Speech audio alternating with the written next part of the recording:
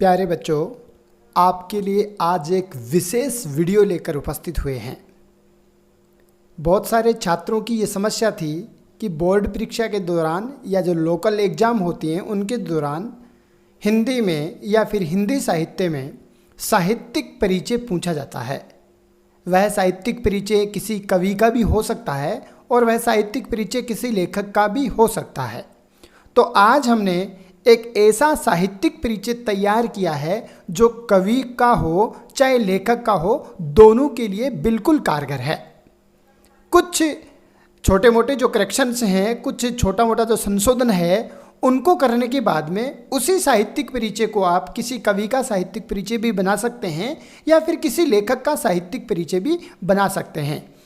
आपको यह साहित्यिक परिचय अच्छे से याद कर लेना है। अच्छे से याद हो जाने के बाद में कुछ परिवर्तन हैं, उनको मैं यहाँ आपको बता देता हूँ, जिससे आप किसी भी साहित्यिक परिचय को, किसी कवि या लेखक का साहित्यिक परिचय आसानी से बना सकते हैं।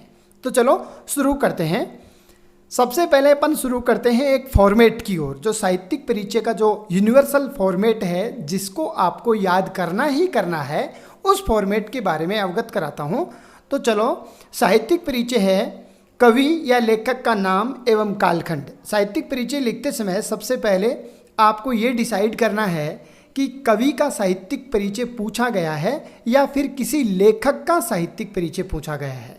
मानो कवि का साहित्यिक परिचय पूछा गया है तो लेखक नहीं आएगा, और लेखक का साहित्यिक परिचय पूछा गया है तो यहाँ कवि नहीं आएगा। यहाँ ओब्लिक का तात्पर्य यह है कि दोनों में से कोई एक आएगा।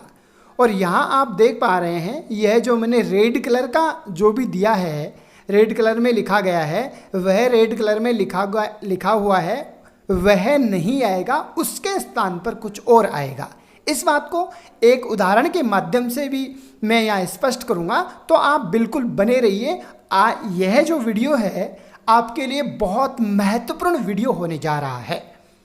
तो चलो, सबसे पहले जिस कवि या लेखक का अपन परिचय लिखने जा रहे हैं, उसका नाम, उसका कालखंड, साहित्य के कौन से कालखंड में, आदि काल में या फिर भक्ति काल में या फिर रीति काल में, फिर आधुनिक काल में, इनमें से कौन से कालखंड में उसका जन्म हुआ है, उसका जन्म कब हुआ है, कौन से स्थान पर हुआ है और उसकी मृत्यु कब हुई है। ये कुछ छोटी छोटी चीज़ें हैं, यह आपको प्रत्येक कवि या लेखक की याद करनी है।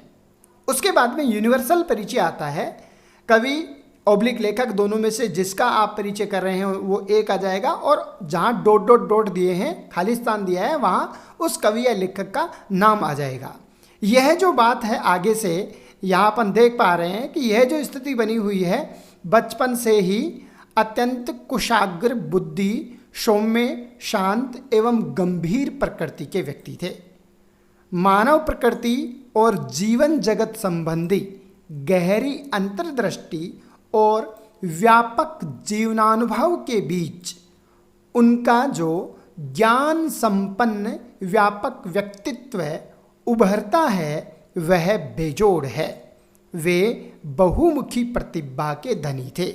यह बिल्कुल आपको याद कर लेनी है, यह कि ये बात भले ही साहित्यिक परिचय कवि का हो, लेखक का हो, यह लिखना ही लिखना है। आगे अपन बात करें, कवि ओब्लिक लेखक जो भी है उसका नाम आ जाएगा आगे खालिस्तान में, कि प्रमुख रचनाएं इस प्रकार हैं। आप जिसका परिचय देने जा रहे हैं उसकी कम से कम 3-4 रचनाएं आपको याद करनी हैं। अब अपन देख पा रहे हैं कि याद करने वाली चीज़ों में गिनी चुनी चीज़ें हैं। कवि लेखक का नाम यहाँ आपके क्वेश्चन में आएगा, वो कुछ याद नहीं करना है आपको, सिर्फ उस कवि का, या यूँ कह सकते हैं कि प्रत्येक कवि का जो आपकी पाठ्यक्रम में है, उस प्रत्येक कवि का कालखंड, जन्म स्थान और मृत्यु तथा उसकी 3 रचनाएं, बस सभी की ये 3-4 चीज़ें याद करनी है। बाकी यूनिवर्सल फॉर्मेट है, इसके माध्यम से आप किसी भी कवि या लेखक का साहित्यिक परिचय दे सकते हैं। आगे अपन बात करें, इस प्रकार है उनकी, आप 2-3-4 रचनाएं यहाँ लिख दें। यहाँ हमने रेड कलर में दिया है, कम से कम 3 रचनाएं लिखनी है। ध्यान रहे, जो लाल कलर में दिया हुआ है वह नहीं आएगा, इसके यह केवल हिंट दिया हुआ है, यह आपको लिखना नहीं है, केवल यह हिंट है। एक उदाहरण से और यह बात क्लियर हो जाएगी। आगे अपन देखते हैं, इन्होंने अन्य साहित्यिक विधाओं में भी उच्च कोटि की रचनाओं का सृजन किया है। ध्यान रहे, यह जो बात है ना, इन्होंने अन्य साहित्यिक विधाओं में भी उच्च कोटि की रचनाओं का सृजन किया है। यह बात परिस्थिति दी है कि यह बात आपको उसी स्थिति में लिखनी है, कब? जब जो कवि या जो लेखक है वह आधुनिक काल का हो, आधुनिक काल का लेखक या कवि हो, उसी स्थिति में यह बात लिखनी है। कौन सी? इन्होंने अन्य साहित्यिक विधाओं में भी उच्च कोटि की रचनाओं का सर्जन किया है। क्योंकि जो भक्ति काल के कवि थे, काल के थे, या यूं कहें कि जो आदिकाल के कवि थे, वो एक ही विधा में लिख पाए हैं लगभग, जो पद्य विधा है, गद्य विधा में वो नहीं लिख पाए हैं। तो ये बात आधुनिक काल के कवियों या लेखकों के अलावा जो पुराने हैं उन पर यह बात लागू नहीं होती है। आगे अपन बात करें, कवि या लेखक की भाषा सरल, प्रवाहपूर्ण एवं भावानुकूल है। मर्मांतक पीड़ा एवं भावनाओं के द्वंद्व को उभारने में कवि ओब्लिक लेखक, दोनों में से कोई एक है जिसका आप परिचय कर रहे हैं, वह आएगा। लेखक की भाषा अंतर्मन को छू लेती है। यह एक फॉर्मेट था। इस फॉर्मेट में जो भी ब्लू कलर में लिखा हुआ है यह निश्चित है, जो रेड कलर में लिखा हुआ है यह आपको लिखना नहीं है, यह केवल हिंट दिया हुआ है। इस प्रकार से सहज एक आप सामान्य परिचय, किसी भी लेखक या कवि का परिचय याद कर सकते हैं। इस बात को अपन एक उदाहरण के माध्यम से देखते हैं। तो चलो एक उदाहरण लेते हैं कि मानो आपको साहित्यिक परिचय देना है, कवि जयशंकर प्रसाद का साहित्यिक परिचय आपको लिखना है। तो देखो किस ढंग से आपको लिखना है। साहित्यिक परिचय आ जाएगा, फिर आपको लिखना है कवि जयशंकर प्रसाद छायावाद के 4 स्तंभों में से प्रमुख स्तंभ थे। कवि जयशंकर प्रसाद का नाम पहले से ही क्वेश्चन में आया हुआ है। आपको यह बात जरा सी याद रखनी है कि छायावाद के थे, और छायावाद के 4 स्तंभों में से प्रमुख स्तंभ हैं ही हैं, ये याद रखने वाली बात है। इनका जन्म आपको याद रखना है, 1889 ईस्वी है।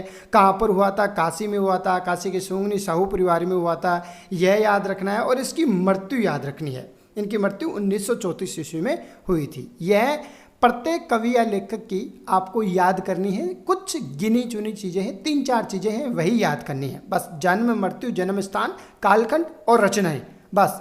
और बाकी यूनिवर्सल है। अब अपन देख पा रहे हैं आगे, बिल्कुल सेम है फॉर्मेट वाला ही। कवि जयशंकर प्रसाद बचपन से ही अत्यंत कुशाग्र बुद्धि, सौम्य, शांत एवं गंभीर प्रकृति के व्यक्ति थे। मानव प्रकृति और जीवन जगत संबंधी गहरी अंतर्दृष्टि और व्यापक जीवनानुभव के बीच उनका जो ज्ञान संपन्न व्यापक व्यक्तित्व उभरता है वह बेजोड़ है। वे बहुमुखी प्रतिभा के धनी थे। सेम जो फॉर्मेट में दिया हुआ है वह का वह यूं का यूं अपने को यहाँ लिखना है, भले ही वह साहित्यिक परिचय किसी कवि का हो और भले ही वह साहित्यिक परिचय किसी लेखक का हो। आगे अपन देख पा रहे हैं कवि जयशंकर प्रसाद की प्रमुख रचनाएं इस प्रकार हैं: झरना, कंकाल, छाया, चंद्रगुप्त आदि। 3-4 रचनाएं लिखने के बाद में आप आदि लगा सकते हैं, फुल स्टॉप लगाना है, पूर्ण विराम लगाना है। बिल्कुल यूं का यूं ही है। कवि का दे रहे हैं तो यहाँ कवि आएगा, लेखक नहीं आएगा। अपन देख पा रहे हैं कवि या लेखक दोनों में से एक ही आएगा, जिसका परिचय दे रहे हैं वही आएगा। यहाँ उसका नाम आ जाएगा। कवि जयशंकर प्रसाद की प्रमुख रचनाएं इस प्रकार हैं, 3-4 रचनाएं लिख देंगे। फिर वह का वही है, सेम जो फॉर्मेट में है। इन्होंने अन्य साहित्यिक विधाओं में भी उच्च कोटि की रचनाओं का सर्जन किया है, क्योंकि ये आधुनिक काल के कवि हैं और आधुनिक काल के कवि होने के कारण यह लाइन अपन लिखेंगे, इन्होंने अन्य साहित्यिक विधाओं में भी उच्च कोटि की रचनाओं का सर्जन किया है। आगे अपन देखते हैं, कवि की भाषा सरल, प्रवाहपूर्ण एवं भावानुकूल है। मर्मांतक पीड़ा एवं भावनाओं के द्वंद्व को उभारने में कवि की भाषा अंतर्मन को छू लेती है। तो प्रिय छात्रों, यह एक सामान्य प्रक्रिया के माध्यम से, यूँ कहें कि एक फॉर्मेट के माध्यम से आप किसी भी कवि या किसी भी लेखक का परिचय आसानी से लिख पाएंगे। कुछ बिंदुज हैं उनको आप अच्छे से याद कर लें, बिल्कुल रट लें, और जो कुछ गिने चुने बिंदु हैं याद करने वाले, जन्म, मृत्यु, जन्म स्थान, कालखंड और रचनाएं, वो प्रत्येक कवि या लेखक की आप याद कर लें। उसके बाद में साहित्यिक परिचय में से आपको पूरे में से पूरे नंबर मिल जाएंगे। आपको प्रत्येक कवि या लेखक का साहित्यिक परिचय बदलने की कोई आवश्यकता नहीं है। धन्यवाद।